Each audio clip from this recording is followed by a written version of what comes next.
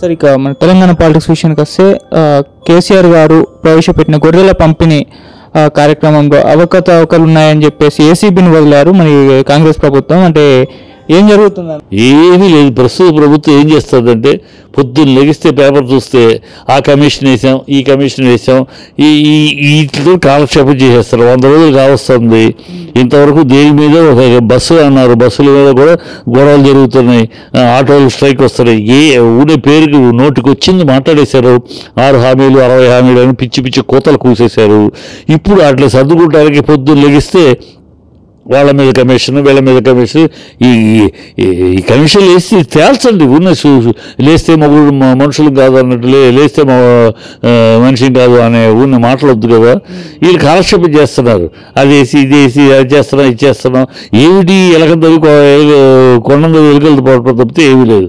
అప్పు అనేది కొత్తగా ఉన్న మాట కాదు. అప్పు ప్రభుత్వం ఉన్నప్పుడే ప్రభుత్వం అప్పులు ఉన్నాయని చెప్తున్నాం. అప్పులు లేవని ఏనాడు ఏ డిపార్ట్మెంట్ వైజ్ ఏమి ఇయర్ డాక్యుమెంట్స్ రిలీజ్ చేస్తున్నప్పుడు అప్పులు ఉన్నాయనే చెప్తాం.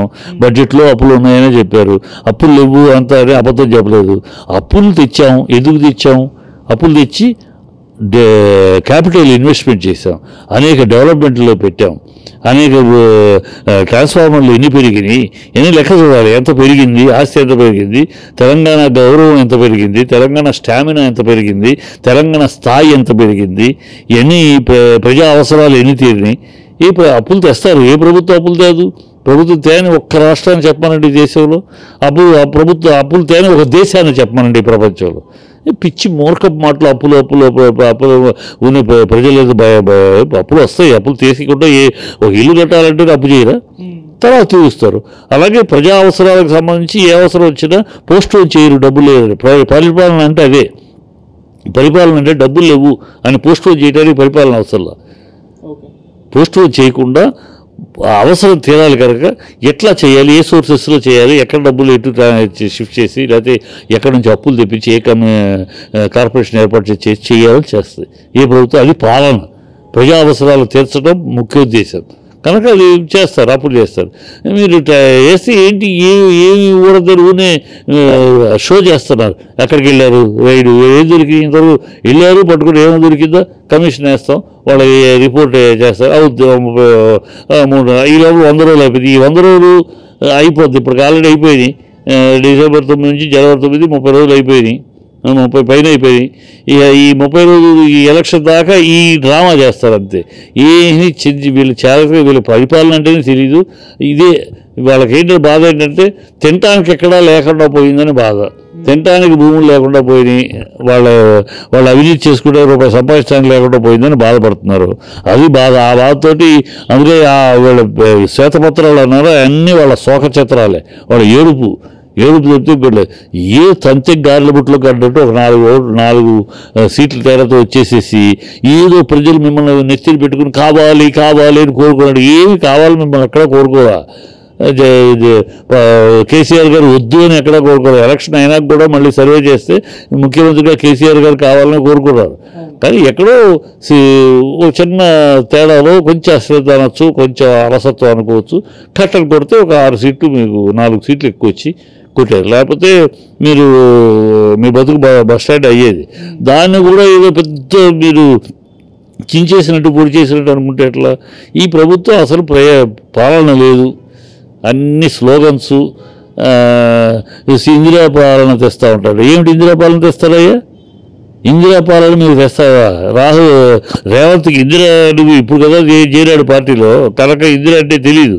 ఇందిరా పాలన ఎంత రాక్షసత్వమైన పాలనో, ఎంత నిరంకుశత్వమైన పాలనో, ఎమర్జెన్సీకి ప్రతీక ఎంత పాలనో, ఈ రాజకీయాల్లో రౌడీలను దింపిన ఎంత దుష్ట రాజ్యమో తెలియదేమో. తెలుసుకోమా. ఇందిరా రాజ్యం అంటే ఏ రాజ్యం తీసుకొస్తావు? ఈ రౌడీ రాజ్యాన్ని తీసుకొస్తావా? ఇందిరాగాంధీ ఈ రాష్ట్రంలో దేశంలో రాజకీయాల్లోకి రౌడీలు ప్రవేశించడానికి ఇందిరాగాంధీ మహాకారకురాలు. ఆవిడే వెనకాల నుంచి రౌడీలని సీట్లు ఇచ్చి తనని నుంచోని ముందుకు తోసింది.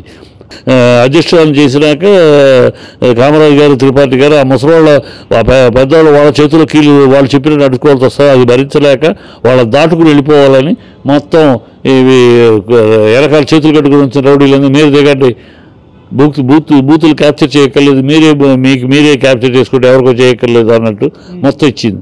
అలాంటి వాళ్ళే బిందరన్ వాలే పంజాబ్లో, అలాంటి వాడే ఫ్రూట్ మార్కెట్ జయరామన్ కర్ణాటకలో, అలాంటి వాడే సుందరం ట్రిపుల్ కేర్ సుందరం తమిళనాడులో, అలాంటి వాళ్ళే వంగవీటి ఆవిడ ఎమర్జెన్సీలో ఇక్కడ వచ్చేప్పుడు ఆవిడకి ఎవరు సెక్యూరిటీ? వంగవీటి రాదా. వీళ్ళందరినీ ఎంకరేజ్ చేసి ఆవిడే రౌడీతనాన్ని, రాజకీయాల్లో రౌడీతనాన్ని దింపింది ఆవిడ. రౌడీ దగ్గర తీసుకొస్తావా? శుష్క వాగ్దాలు గరీబీ హటావాలని ఎప్పుడో చెప్పింది. గరీబీ హటావాలి ఇంతవరకు గరీబీ హటావా ఎక్కడ వాళ్ళ మనవాళ్ళకి తిరిగి ఒక దేశంలో తెలియదు. గరీబీ హటావా ఇలా శుష్క వాగ్దానాలు చేయటం, ఎమర్జెన్సీ 152 సార్లు ప్రభుత్వాలు కూల్చటం, ఇంత దుష్టమైన దుర్మార్గమైన దుర్నీతితో నడిపిన ఆవిడ పాలన ఏదో దిందుల పాలన తీసుకొస్తారని చెప్తాడు ఈయన. ఈ గాలి మాటలు తప్పితే వీళ్ళేమో ఇన్నాళ్ళు తెలంగాణ మీసం మేలేసి బతికింది. తెలంగాణ శంషేర్గా బతికింది. ఢిల్లీ కాళ్ళకి పాదుషాలకి తలవంచల. ఇవాళ దరిద్రం మళ్ళీ ఆ గతం ప్రజలు చిన్న మిస్లో ప్రజలు ఎక్కడో మిస్కాల్కులేషన్లో ఇచ్చిన అవకాశం ఇవాళ ఏమైంది? మళ్ళీ ఆఖరికి సీట్లు ఎమ్మెల్సీ సీట్లు, నిన్న ఎమ్మెల్సీ సీట్లకి మొన్న శాఖలు నిర్ణయించడానికి కూడా లిస్టు ఢిల్లీకి వెళ్ళాలి. ఢిల్లీ దగ్గర పాదాభివందనం చేసి ఢిల్లీ పాదాక్రాంతులు అయితే వాళ్ళు చెప్పిన ప్రకారం ఈ ఢిల్లీ బాధ్యత కాలం అనే దరిద్రం పోయింది. గత 10 ఏళ్ళుగా లేదు. మళ్ళీ ఆ దరిద్రాన్ని తీసుకొస్తున్నారు. ఢిల్లీకి బాంఛన్ కాలం ముక్కుతారా అంటాం, ప్రతిదీ అక్కడికి వెళ్ళటం, అక్కడికి వెళ్ళిపోయి వాళ్ళ దగ్గర లిస్ట్ వాళ్ళకి ముందు మోకలు వెళ్ళటం, వాళ్ళు ఈ పేరు ఓకే అంటే ఇక్కడికి వచ్చి ఆ పేర్లు చెప్పటం. ఇంత దౌర్భాగ్యం అంటే ఒక ఎమ్మెల్సీలు కూడా ఒక సీఎం నిర్ణయించలేడు. ఎవరికి ఏ శాఖ ఇవ్వాలో కూడా ఒక సీఎం. ఇంత దౌర్భాగ్యమైన స్థితిలో ఉండి వీళ్ళు ఇంకా మాట్లాడతారు దాని మీద. అందుకని ఏం సమాధానాలు చెప్పలేక వాళ్ళ మీద ఇదేసాం గొర్రెల మీద వేసాం, కుక్కల మీద వేసాం, ఏంటంటే పట్టుకోండి, తీయండి, మేమే ఎవ్వడూ వద్దనలేదు. ధైర్యంగా ఛాలెంజ్ అసెంబ్లీలో ఛాలెంజ్, దేని మీదైనా మీరు వేయండి, కమిషన్ వేయండి, కానీ పరిపాలన 100 రోజుల్లో మీరు చెప్పిన ప్రామిస్ చేయండి. దానికోసం కాలయాపన కోసం ప్రజలను డైవర్ట్ చేయడం కోసం అని ఈ దౌర్భాగ్యపు విషయాలు వద్దని చెప్పాము. సార్, పార్లమెంట్ ఎలక్షన్స్ కంటే ముందు కేసీఆర్ గారు అవినీతి పరులు అని నిరూపిస్తే ఎలక్షన్స్లో మాకు మేలు జరుగుతుందన్న ఒక ఉద్దేశంతో ఈ ఆరోపణలు చేస్తున్నారని కూడా అంటున్నారు సార్. వీళ్ళంటే సరిపోదు, వీళ్ళేమి నిరూపిస్తే అంటే ఆధారాలు ఉంటే నువ్వేం నిరూపించేది? ఆధారాలు ఉంటే వస్తాయి కదా, అవినీతి పరుడు కాదు. అవినీతిని గురించి కాంగ్రెస్ మాట్లాడటం ఏంటమ్మా అసహ్యంగా. అవినీతికి మారుపేరు వాళ్ళు.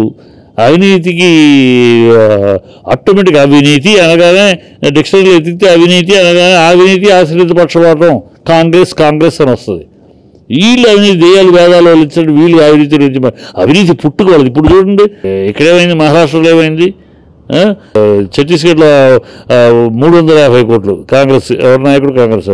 వీళ్ళ మిత్రపక్షమైన మమతా బెనర్జీ వాళ్ళ వెస్ట్ బెంగాల్లో దొరికిన క్యాష్ డిఎంకే వీళ్ళ మిత్రపక్షం. వీళ్ళంతా అవినీతి గ్యాంగ్. వీళ్ళు అవినీతి గురించి మాట్లాడతారు. కేజ్రీవాల్ ఒక పక్క ఇలా అవినీతి పరులు వాళ్ళ మిత్రులు కలిసి ఒక ఇండి అలయన్స్ అని పెట్టారు. వీళ్ళు మాట్లాడతాం అవినీతి గురించి. అవినీతి